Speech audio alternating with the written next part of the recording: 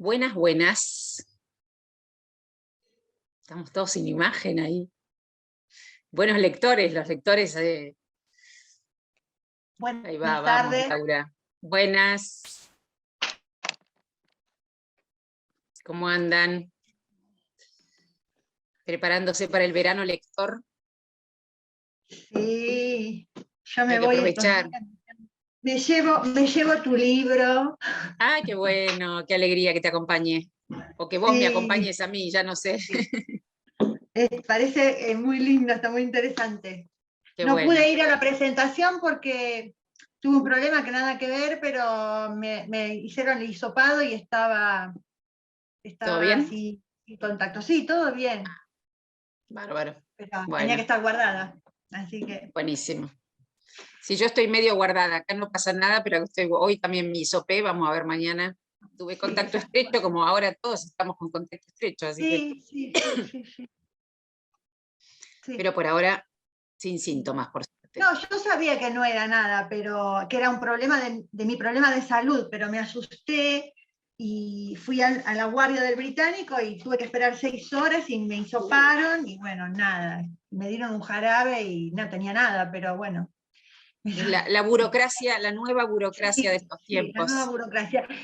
Si tenés tos, podés tener COVID. Y yo tengo tos porque no tengo saliva, entonces, Mira, pero bueno, bueno, qué me la tuve suerte, que, estamos me la bien. tuve que comer y bueno, por conciencia ciudadana no salí tampoco, porque qué sé yo, por ahí tienen razón.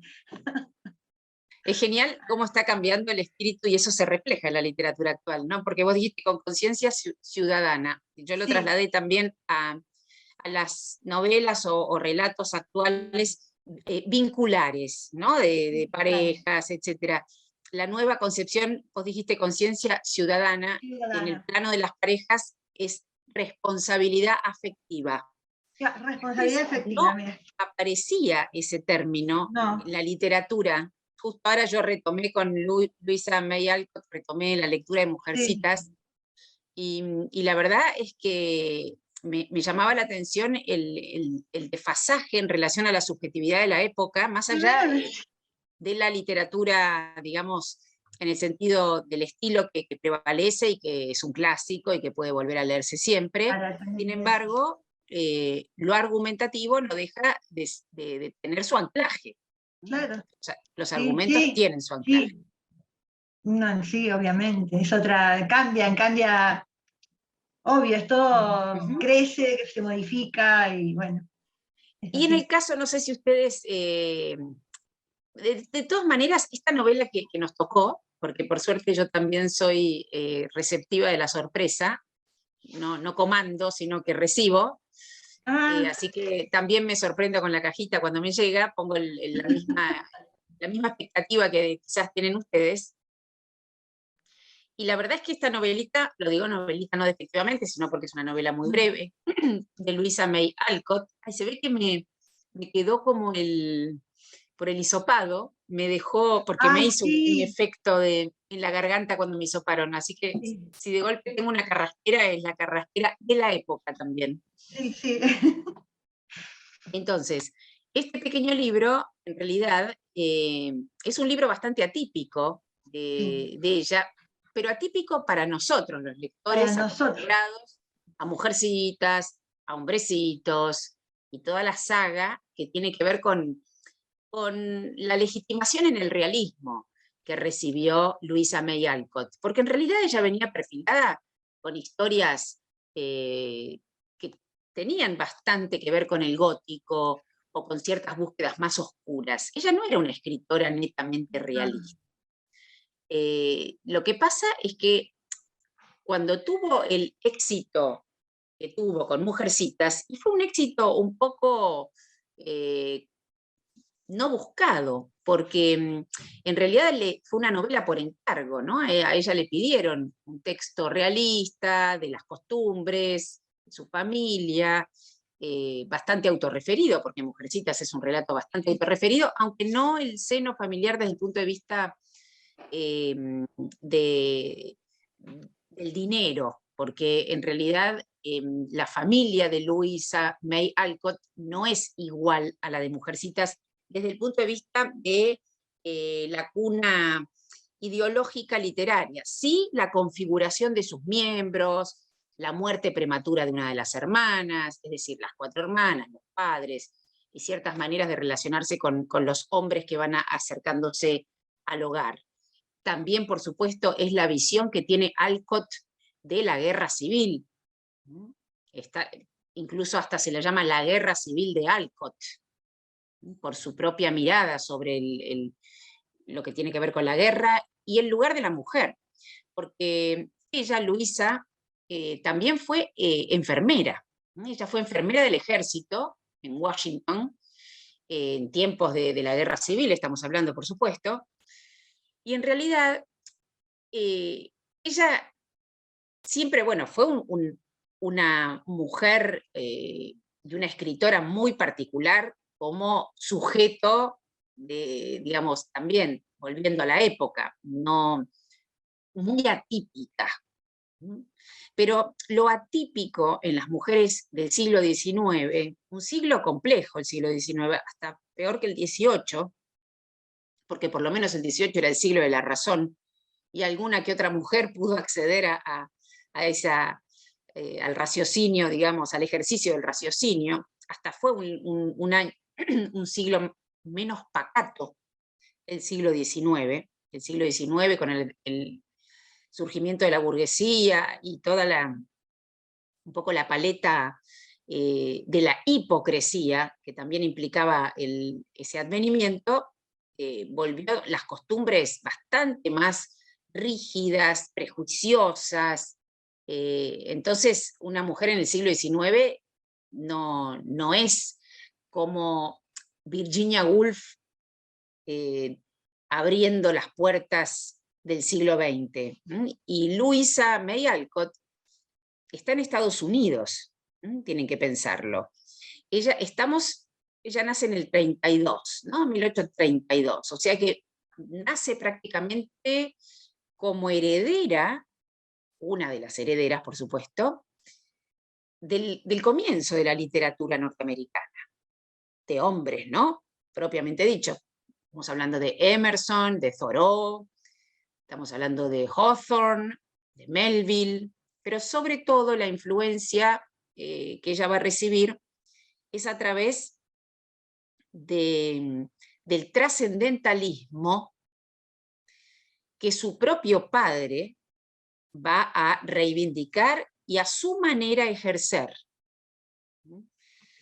Con esto lo que quiero decir es que las mujeres que se destacaron en el siglo XIX, por lo general, primero, son poquísimas las que tuvieron acceso a la posibilidad de publicar y tener algún tipo de reconocimiento, pero por lo general venían de cunas atípicas. No es que ellas solamente fueron la oveja negra que se reveló como una suerte de genio en un lugar inesperado, no. Son escritoras que vienen de una cuna con biblioteca, por lo general, y con padres que tienen principios diferenciales. Entonces, ellas también, las 4 hermanas, Alcott, van a recibir esa especie de caída de valores, caída en el sentido no que caen los valores, sino de herencia, de valores nuevos, como por ejemplo le ocurrió a Mary Shelley. Y si traigo a Mary Shelley es porque la novelita que nos tocó es una novela más cercana al gótico, suavemente cercana al gótico, pero Mary Shelley también, la autora de Frankenstein, tuvo unos padres increíbles. Eso puede ocurrir en cualquier siglo, porque una cosa son las generalidades o el espíritu de una época, los movimientos artísticos y literarios que se van produciendo en determinados tiempos, y otra es la singularidad de un núcleo, que eso ya trasciende incluso la época. También siempre vuelvo, ¿no?, a mis fuentes, podemos pensar en Cervantes. Pero en el caso de Louisa May Alcott, el padre justamente era una suerte no solo de trascendentalista. El trascendentalismo, principalmente, que es con lo que comienza la literatura y la filosofía norteamericana, ¿no? El trascendentalismo, estamos hablando del cruce del siglo XVIII al siglo XIX, piensen que la literatura norteamericana es joven, como la literatura brasileña. Cuando decimos nacimiento y juventud de una literatura, lo remarco fuertemente, no estamos teniendo en cuenta escritos anteriores que tienen que ver con otro tipo de comunidades, incluso comunidades indígenas, transmisión relato oral.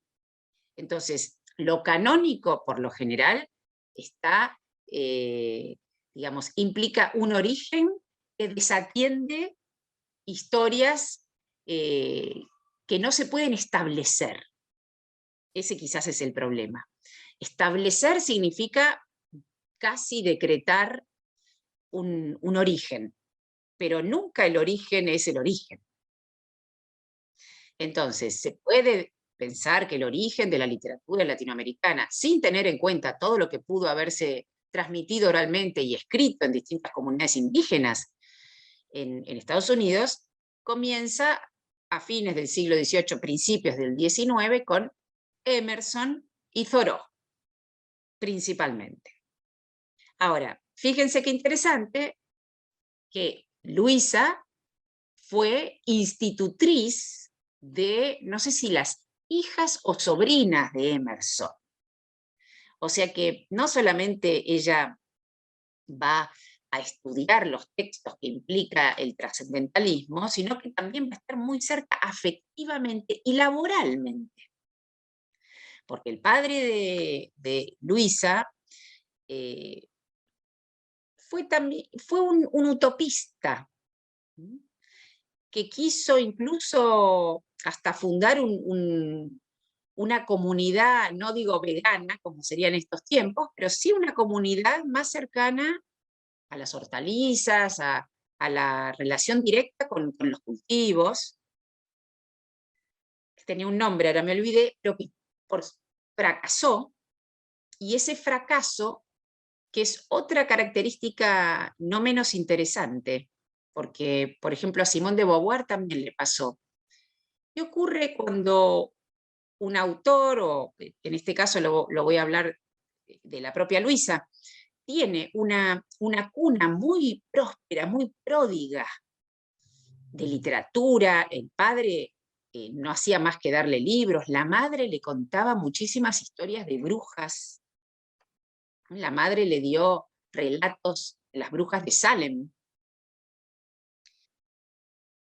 Muchos de ellos, cuando digo ellos, es esta generación, digamos, de escritores norteamericanos de la primera década del siglo XIX, podían llegar a tener, uno porque está muy lejos de todo eso, pero lo podemos hasta incluso pensar en un paralelismo con nuestra historia, podían llegar a tener parientes, abuelos, bisabuelos, que torturaron mujeres, que mataron a mujeres en todo lo que tuvo que ver con la persecución de las brujas.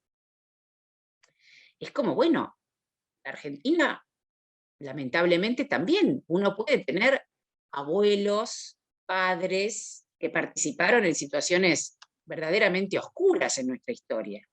¿Y qué significa eso para el que escribe? A Hawthorne, por ejemplo, Nathanael Hawthorne, para mí uno de los mejores escritores norteamericanos de lejos. Nathanael Hawthorne escribió uno de los mejores cuentos de la literatura norteamericana, que se llama Wakefield. A ver si lo puedo escribir acá, sí. Wakefield.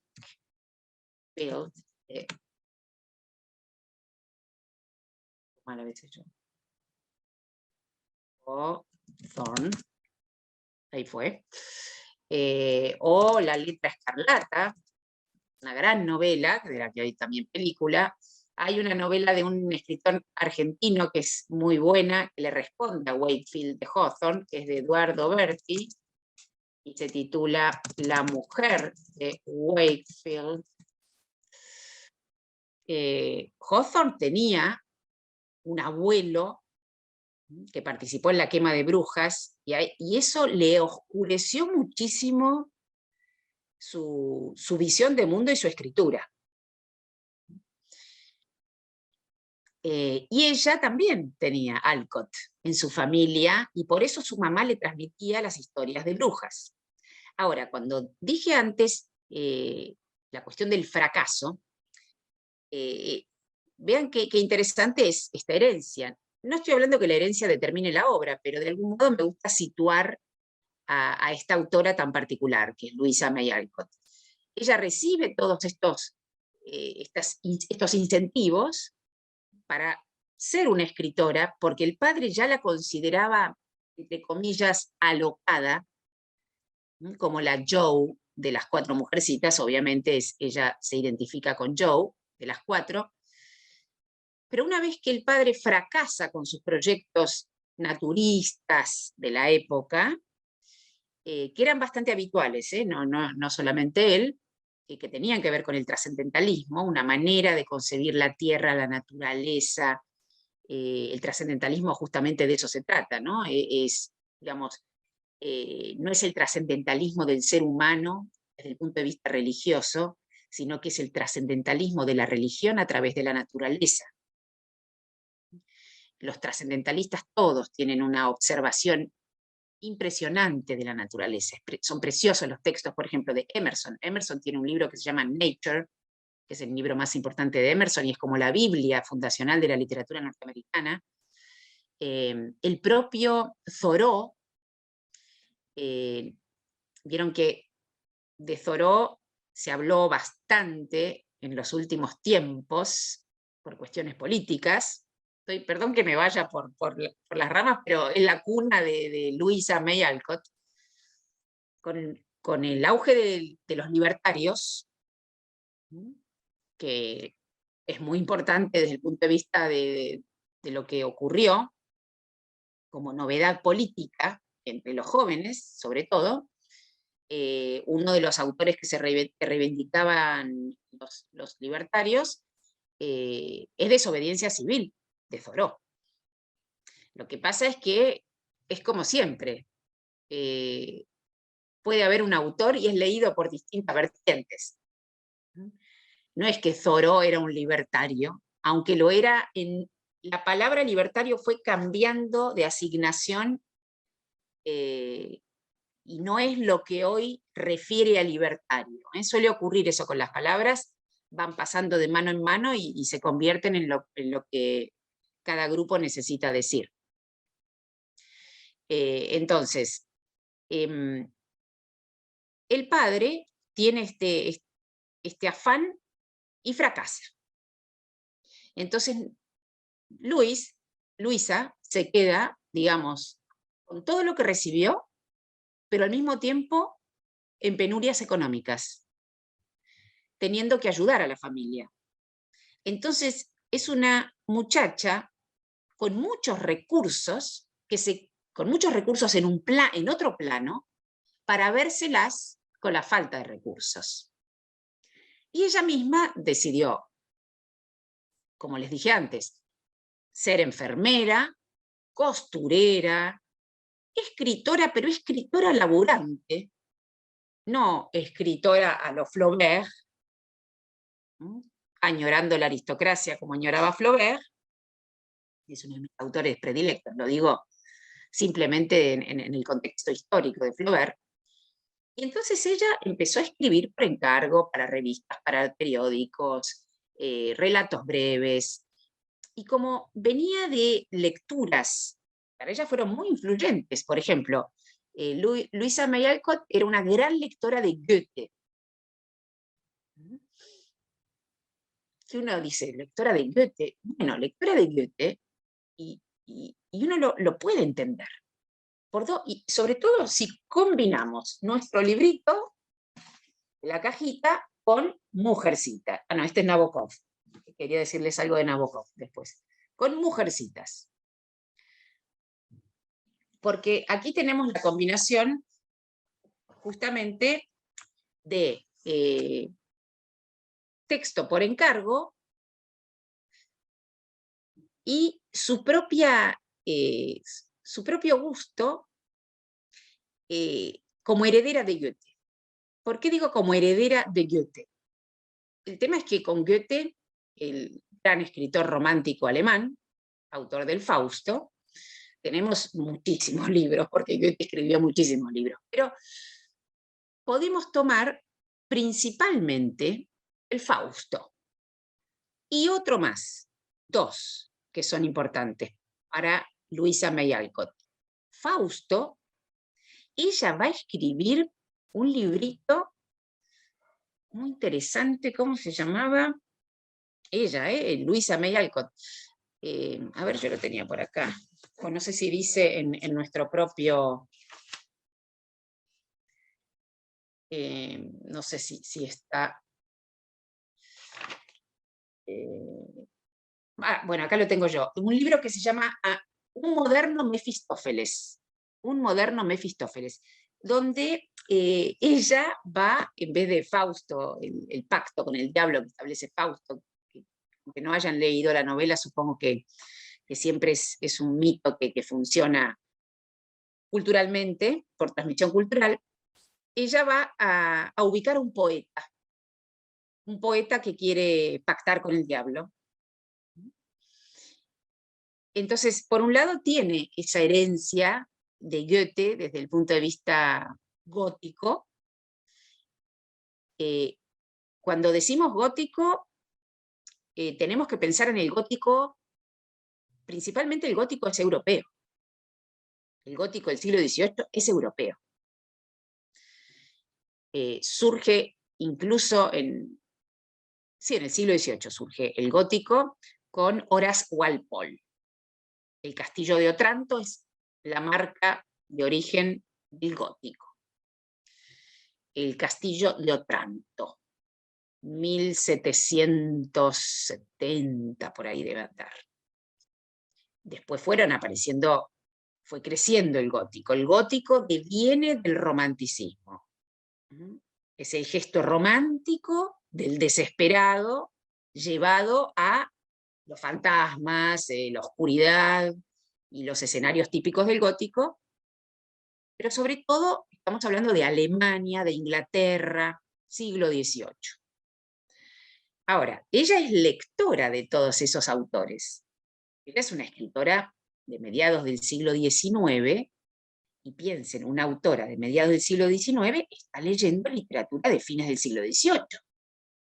Es como nosotros estamos leyendo lo que hace 20 años ya empieza a tener, digo desde el punto de vista de lo contemporáneo.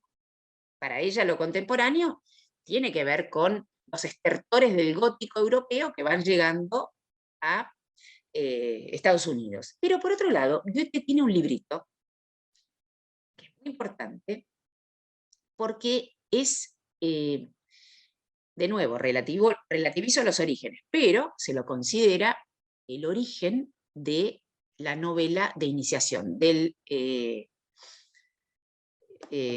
¡ay! Me fue el nombre en alemán. A ver, alguien seguro que se le va a acordar, se me fue, tanto que la uso, me lo perdí. Román, ¿cómo se dice? Aprendizaje en alemán.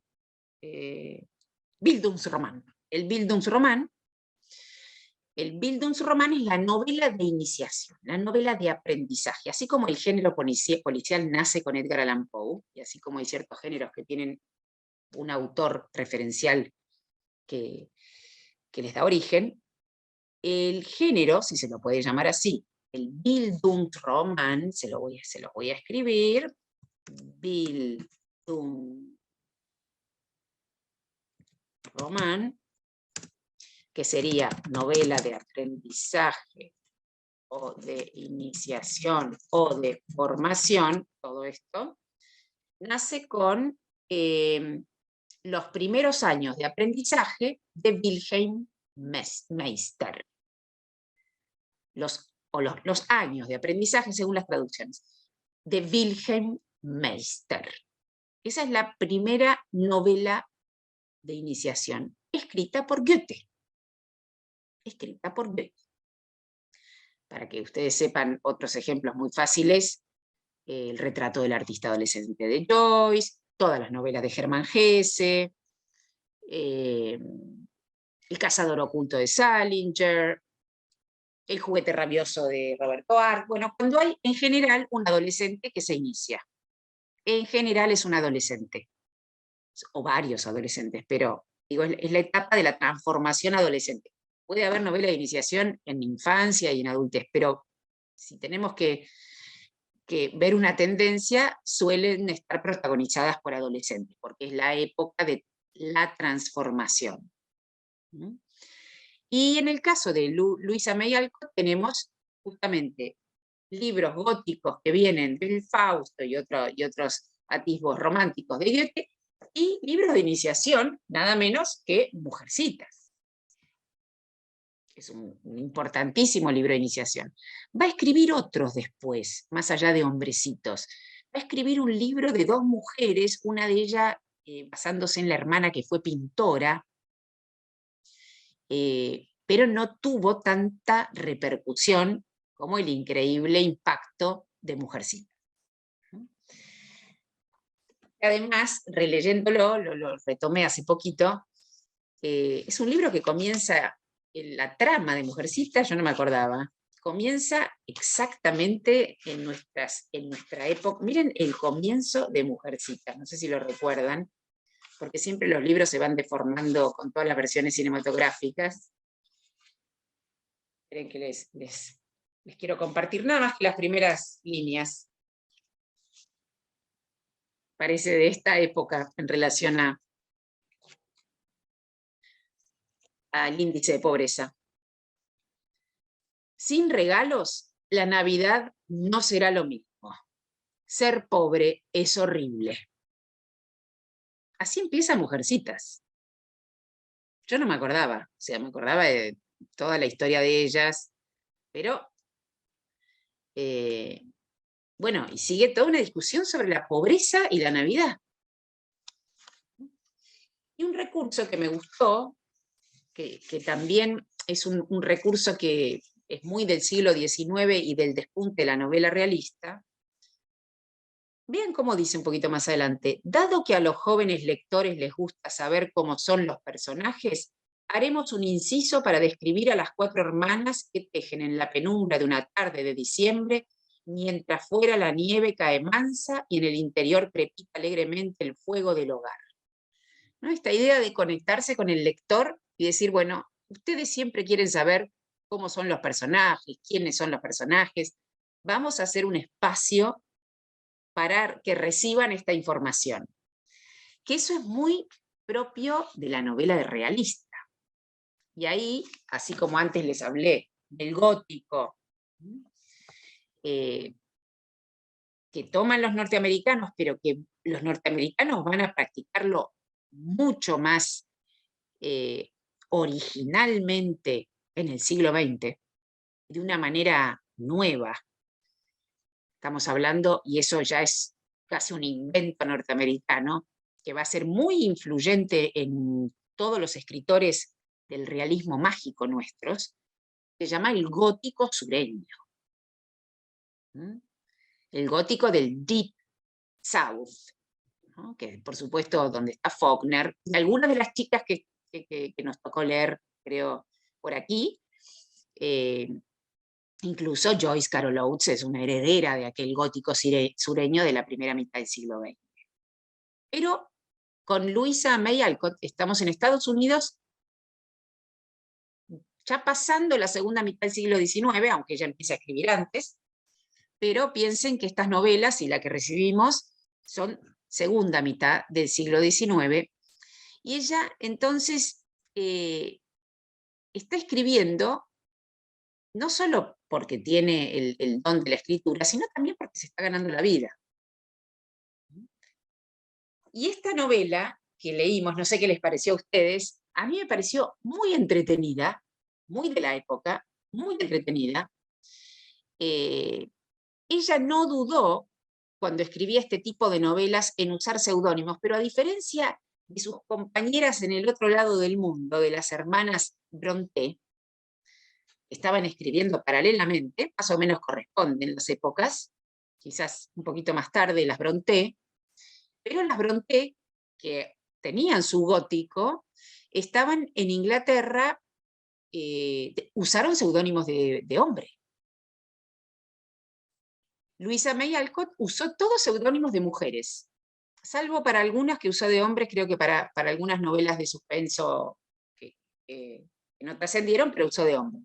Pero en general ella eligió el seudónimo de mujer, sin ningún tipo de problemática como manifestaban las Brontë a la hora de escribir. Y por otra parte, piensen que, no sé, todos nosotros, la lectura no deja de ser una degustación, por supuesto, de la lengua. Uno se alimenta cuando lee, aunque no se dé cuenta.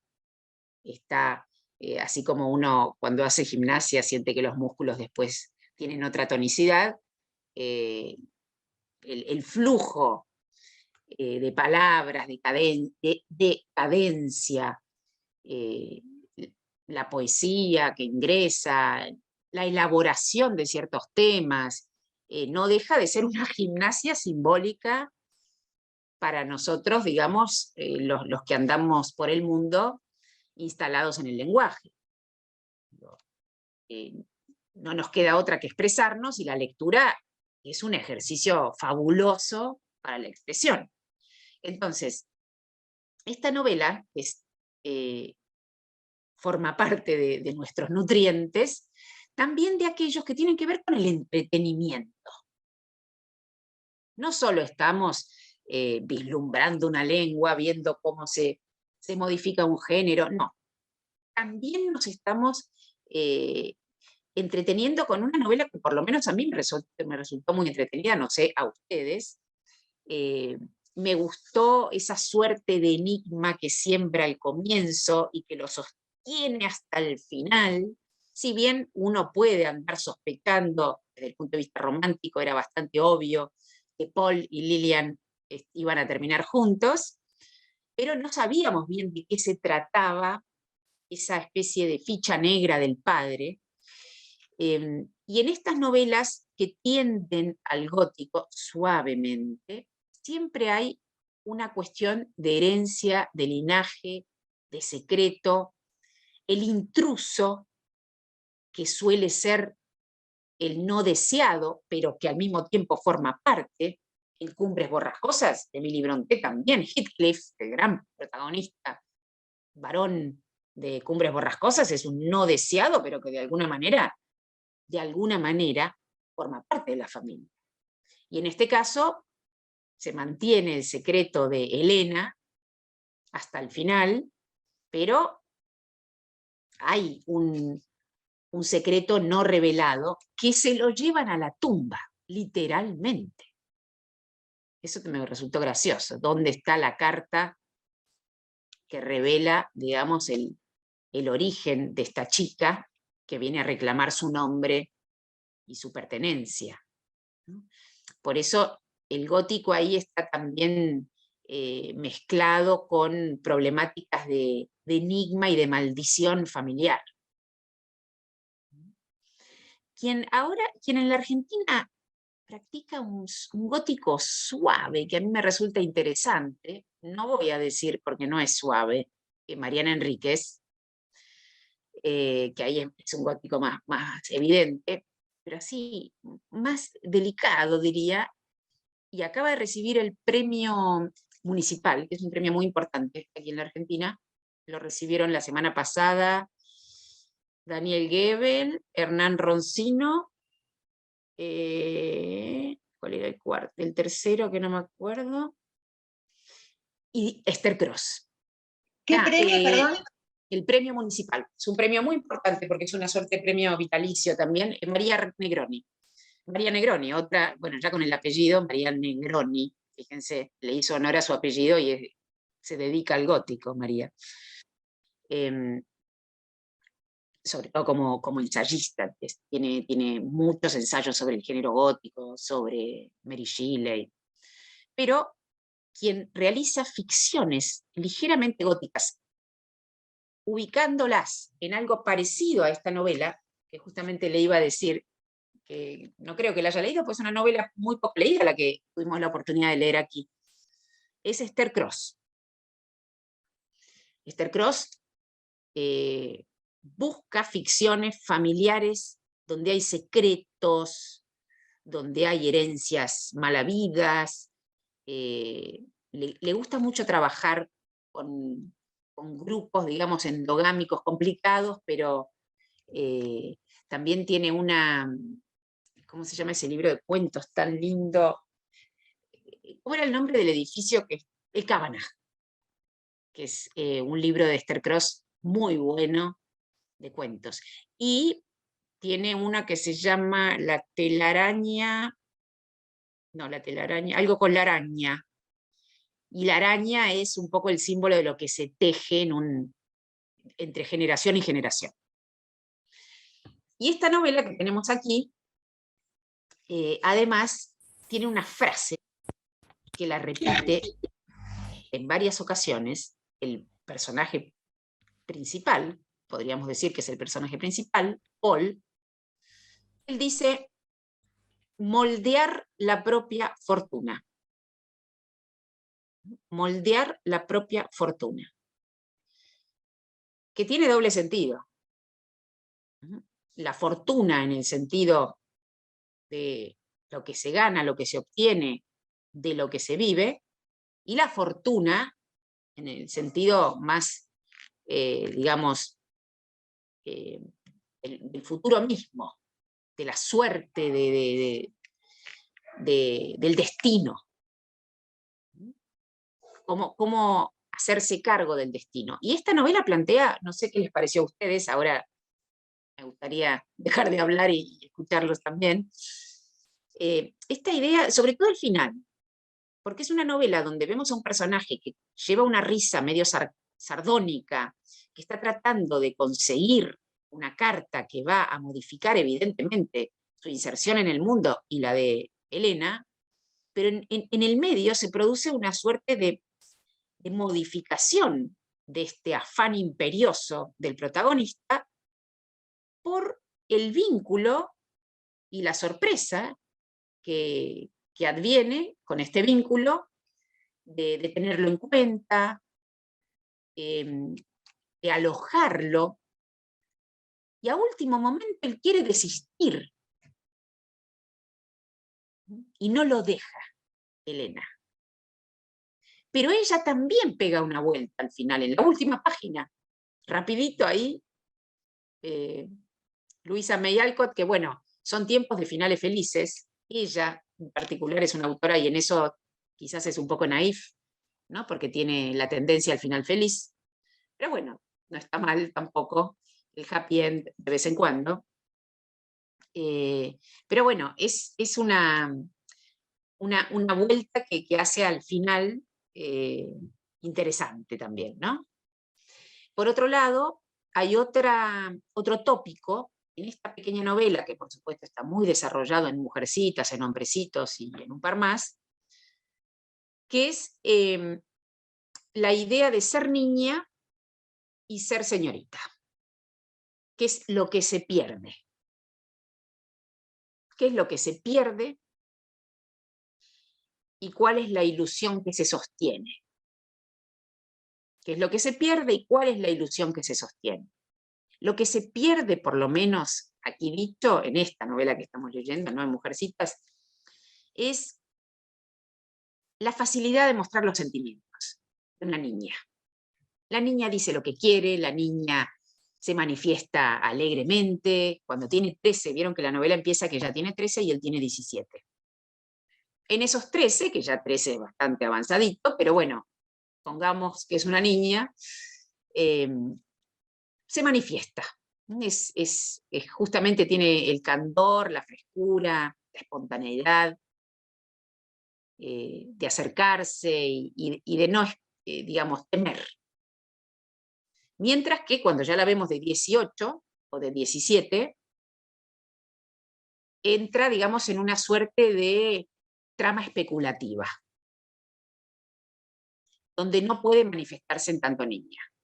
Eso es un tópico en Louisa May Alcott, ese pasaje de la niña a la señorita, justamente lo que se gesta en la niñez y lo que se busca ya crecida. Hay una novela argentina preciosa, cortita, de una muy buena escritora, que se llama Eve Ward, o Eve Uhart, como quieran, Eve Ward, que se titula precisamente Señorita, y que juega con cierta ironía con esta, digamos, etapa y las exigencias de esta etapa, y las nominaciones y las transformaciones que implica. Pero bueno, ¿qué les pareció a ustedes esta novela? Se lee así, Sí, se lee un muy viaje en fácil. colectivo. Pero bueno, a mí me cautivó de entrada eso de la frase esa de entrada, la leí como 3 veces, pues digo, ¿qué encerrará, no? Y después al final es como que está bien planteada. Cuando se termina la novela vemos por qué era esa frase. Y esto de no saber hasta el final qué era lo que había pasado con el marido de la madre de Lilian, ¿no? De Richard. ¿Por qué se había horrorizado tanto la madre? ¿Por qué había pasado de ser la mujer más feliz del mundo a ser una persona enferma, apagada, que vivía, creo, nada más que porque tenía su hija y su hija brillaba? Pero lo que era lo increíble de eso es, porque bueno, obviamente hijos fuera, como se dice, extramatrimoniales hubo siempre, y eso no es el problema. Sí. El problema aquí no es tanto ni el hijo, ni la cuestión extramatrimonial, ni la infidelidad, sino la pérdida del nombre. Claro, la pérdida del nombre. O la adquisición del nombre, ¿no? Claro.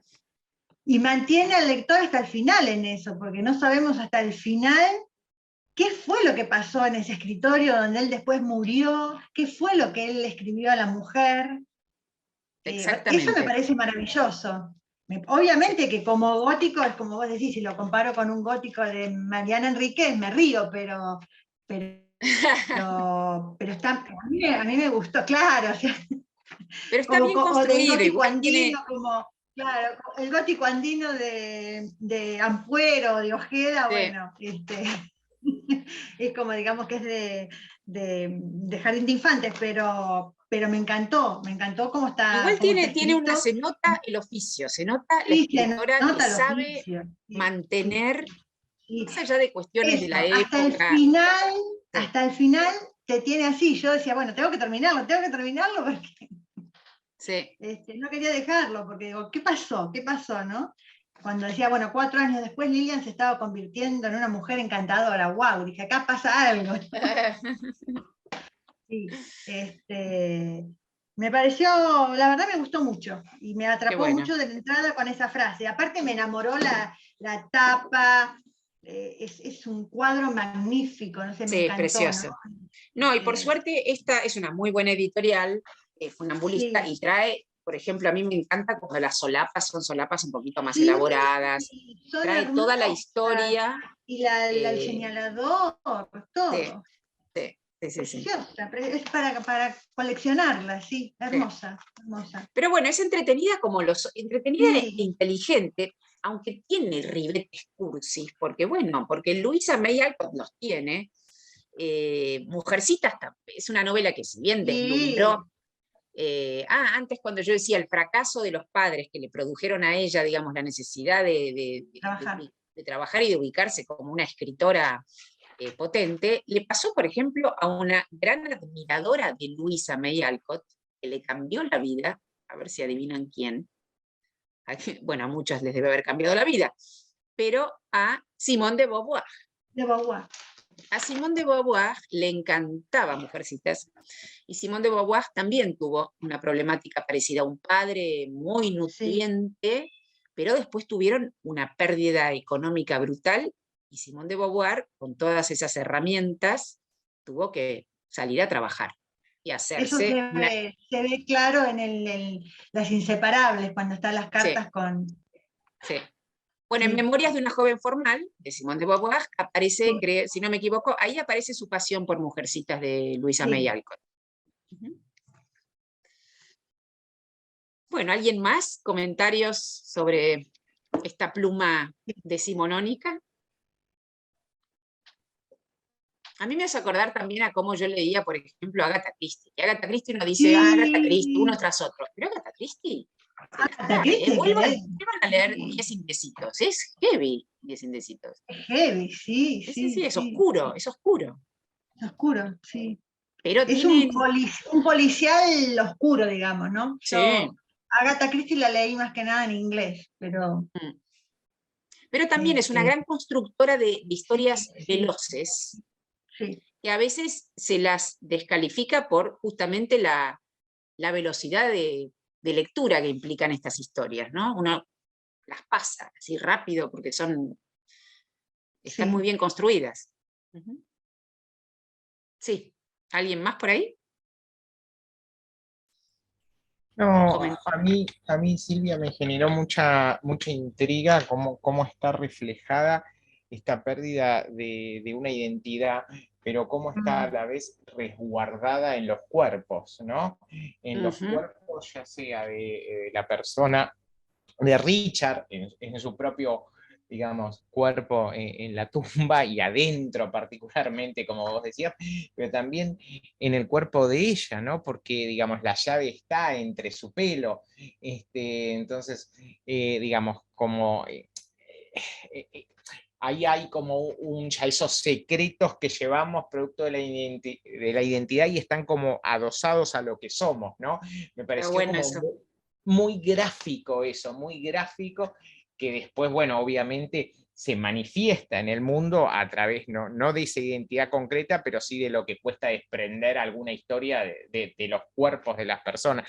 Pero me pareció que estaba muy bien simbolizado desde ese lugar y cómo eso se mantenía también, toda esa tensión en un momento aparece la llave a mitad del libro, y cómo esa llave no está como develada hasta último instante también, poco antes de donde, bueno, se da cuenta el protagonista de que estaba en el propio pelo de ella, ¿no? Eso me parece Ujú. súper súper interesante también.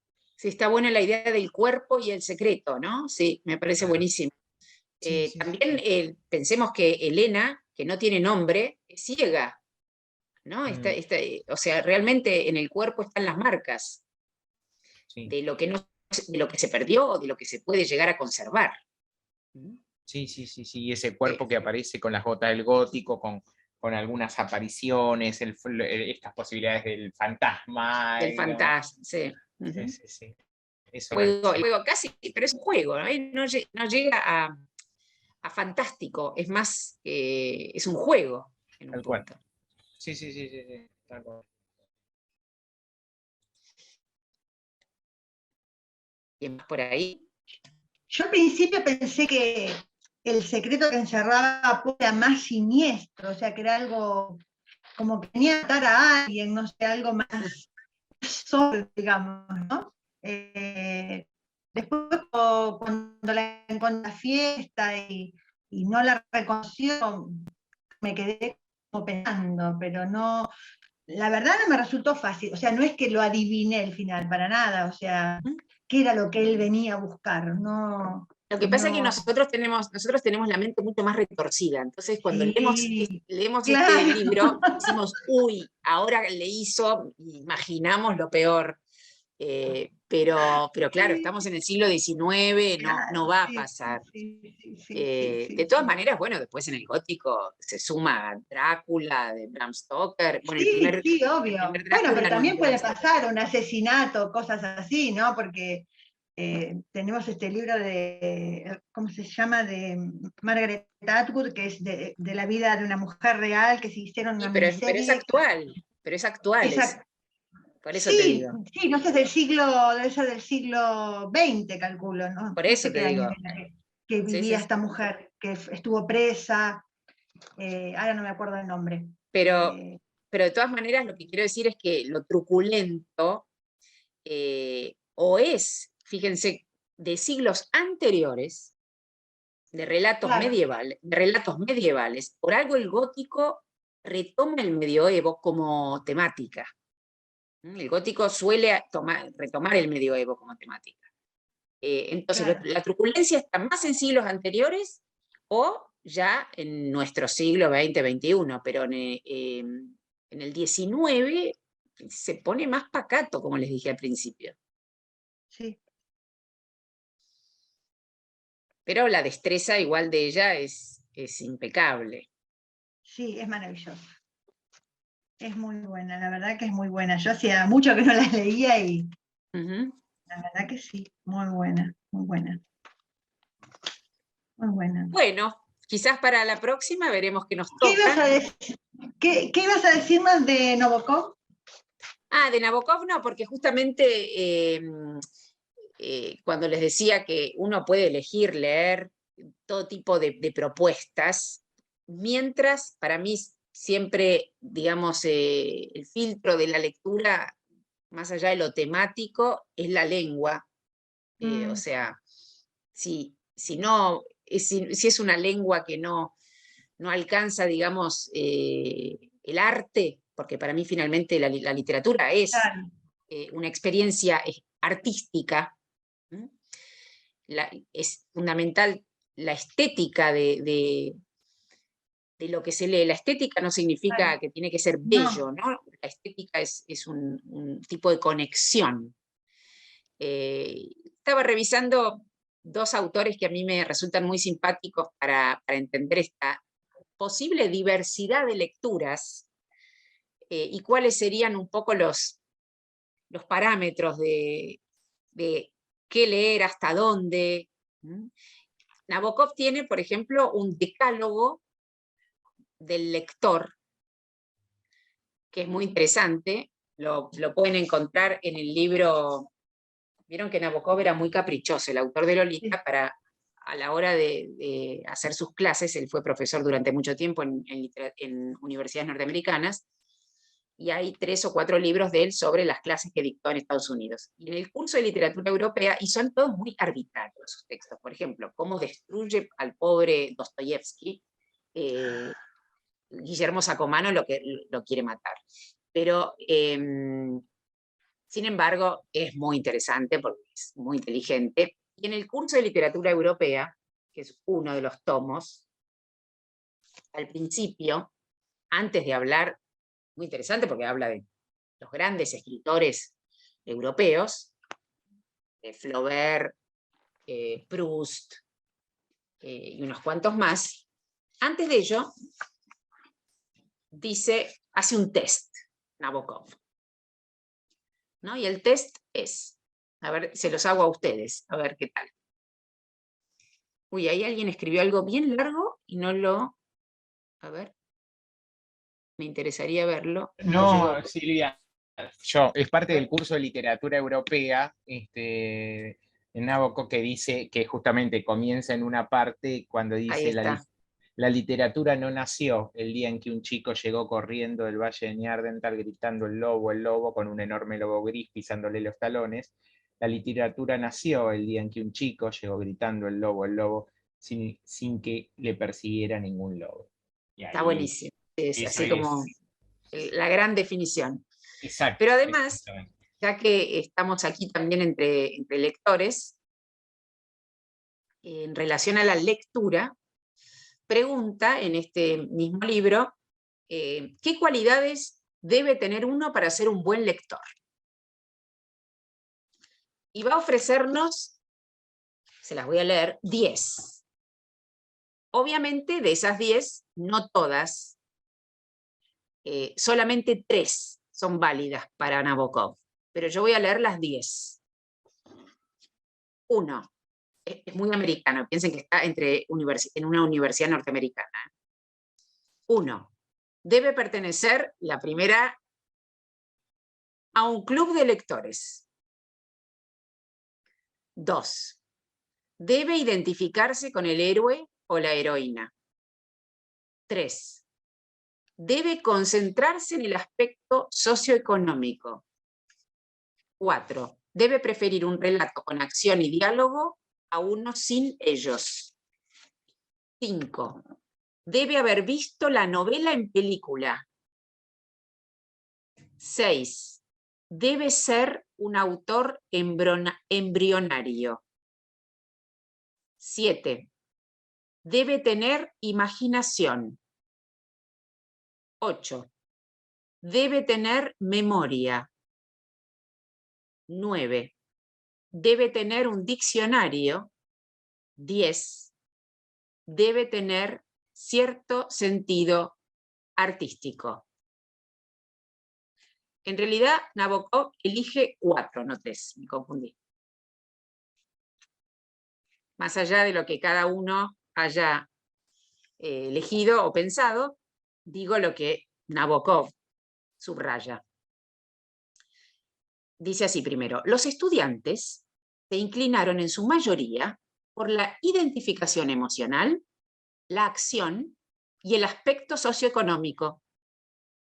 Ahí me refería a que eran universidades norteamericanas. Pero, naturalmente, como habréis adivinado, el buen lector es aquel que tiene imaginación, memoria, un diccionario y cierto sentido artístico. Es lo que marqué yo. Bueno, estás en el clan de Nabokov. Sí. Había puesto también primero cierto Autor embrionario. Sabía, sí. yo imaginé. Sí. Yo también lo hubiera puesto. Sí. Los demás me parecían medios delirios. Sí. Pero fíjate que los universitarios contestaron por ahí. Claro. Bueno, aquí llegamos. Me generaba también, Silvia, cuando vos decías esto, quienes tenemos que moldear nuestra propia fortuna, que en una parte, en página 77, es muy bueno cómo se plantea el diálogo, vinculado justamente a esta frase, fortuna justamente, no como acumulación dineraria, porque dice, es bonito, ¿verdad?, dijo ella, cuando él se detuvo a contemplar la figura en lugar de sentarse en la silla de enfrente. A mí me gustaba modelar venaditos de cera y también fabricar guirnaldas de flores. Se rumorea que usted posee muchos talentos. ¿Es la escultura uno de ellos? No. Quienes tenemos que moldear nuestra propia fortuna no encontramos tiempo para otra cosa, contestó él con seriedad, examinando la composición de mármol. Y ahí precioso. Es precioso eso, ¿no? Además jugando, ¿no?, con la composición del mármol y moldear, ¿no? Sí. Exacto. Y buenísimo. hasta los venaditos de cera, guirnaldas de flores, digo, como está el arte, la naturaleza, está como muy bien concentrado. Sí. Buena lectura, Gabriel, me gusta cómo lees. Gracias. Bueno, nos vemos el mes que viene, ya en pleno verano, aunque no sé qué significa en pleno verano, en plena pandemia, pero no importa. Siempre la ficción nos ampara. Bueno. Que anden muy bien, feliz año, felicidades. Gracias, felicidades, gracias. Y nos Que vemos. estén bien. Gracias por todo. Chaucito, nos vemos.